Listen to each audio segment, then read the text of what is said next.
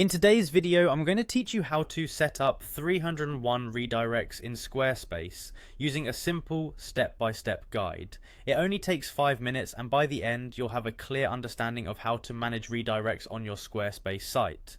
Let's dive right in. First, begin by clicking on the login button to access your Squarespace account. This is your first step to getting inside your website dashboard, where all the magic happens. If you're already familiar with the process of logging in, this step will be a breeze. Once you've clicked login, continue by selecting the option to log in with Google. This is a convenient way to access your account if you've linked it with your Google credentials. It's efficient, quick, and means you won't have to remember another password.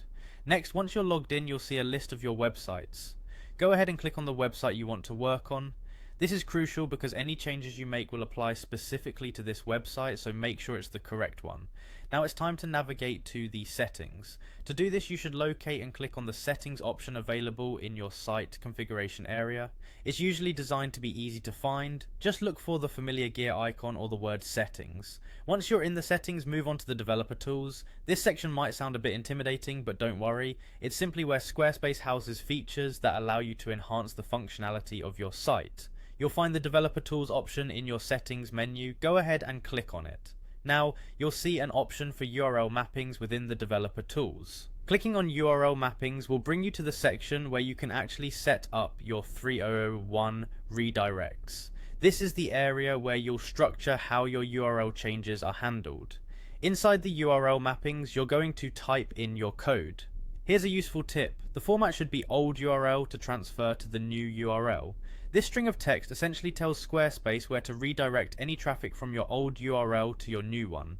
It's a straightforward process, but having the correct format is vital. Lastly, don't forget to save your changes. Once you've entered your URL mapping code, make sure you click on the Save button. This step is crucial to ensure that your redirects are applied to your website. It's as simple as that. One click and your changes will be live and ready to take effect. And there you have it. You've successfully set up 301 redirects in Squarespace. Remember, it's all about making sure that anyone who tries to access an outdated link is smoothly redirected to the current address. This not only improves your user experience, but also maintains your SEO value. Thanks for following along, and happy redirecting.